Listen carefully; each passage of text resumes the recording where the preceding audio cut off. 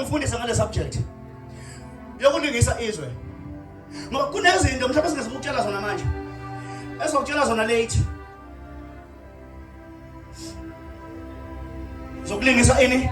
Izwe. Esokutshela zona late ukuthi izwe ungalilingisi. Kunento ufuna ukuyibalekele ekulingiseni ini? Izwe. So buyasixoxa le. Yesekulingise futhi ungenzi njengalo. Hallelujah. Ungenzi njengoba lenza. Khona kulunga futhi sikutshele yona ukuthi angeke siyazi sikhanga emakhaya ahlukahlukene. Kwamanye amakhaya isenziwe izinto. Uyabona kufonelwe wena sangweni kuthiwa so besenza ukuthi. Yes. Eyakhe imali njengomzalwane ayilapho. It's a painful truth. Hallelujah. Ngabe yakhe angizukuya ngithumela imali yenkomo. Ngithumela imali yenkomo angizukuba khona ukuthi ngumzalo imali yakho.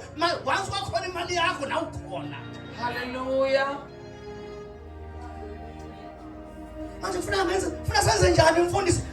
So iBible study sikhulume lesixoxa. Hallelujah. Ngoba sifuna umzalwane ophila gelekeqe.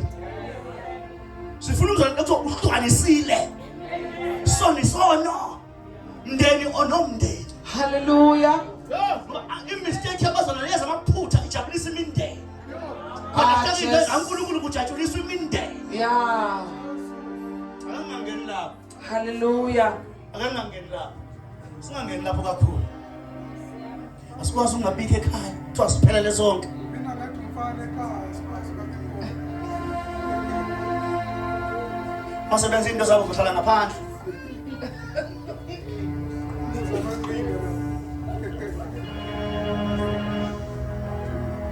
Ningalilingisi? Lelizwe. No, izolunga kanjani lento? Ngokuqula kwani?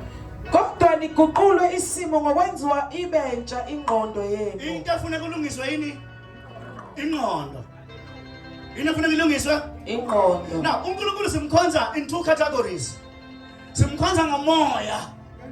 Siphinde simkhonza ngani? Nangengqondo. Logic. Afuna logic.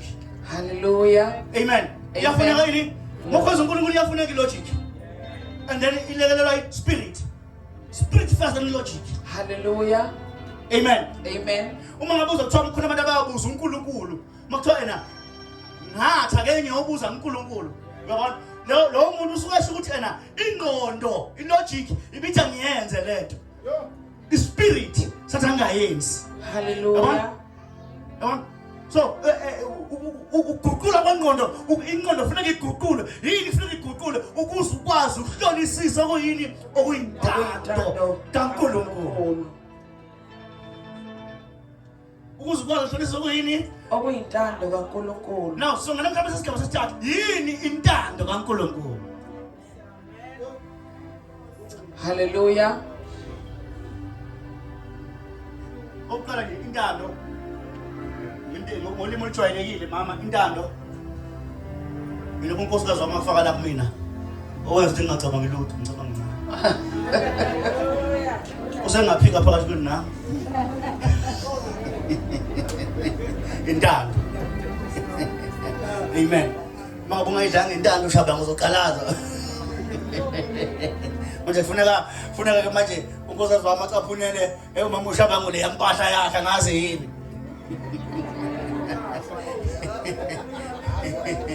yabona leyenza ukuthi noma sengiyongena ekhaya angilethele ikhona athi yazi isinkwa sikho ngijika intando ke le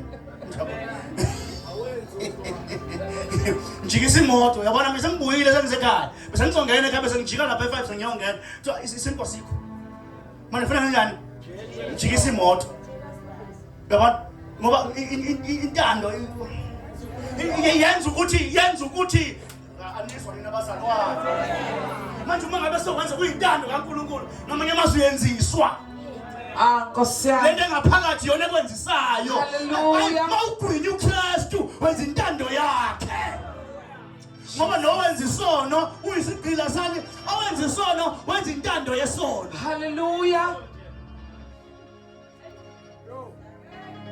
Owenza isono wenza intando yesono. Hallelujah. Uyisigqila saso Yabona?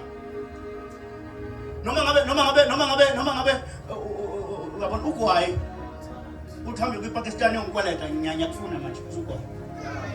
Ukugqilazila ngithi.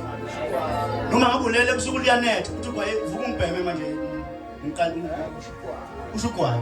Ngamanye amazwi wenza intando kagwayi. Ugwayi uyakutshela manje. Yabona? Ugwayi uyakutshela manje NTSU uyakutshela manje ithi ngisuthele. Angishongo lutho ngithanda ngisho nje. I-NTSU iyakwazi ngishutheke manje. Thimula manje. Ogela iyakwenzisa lento. Jesus.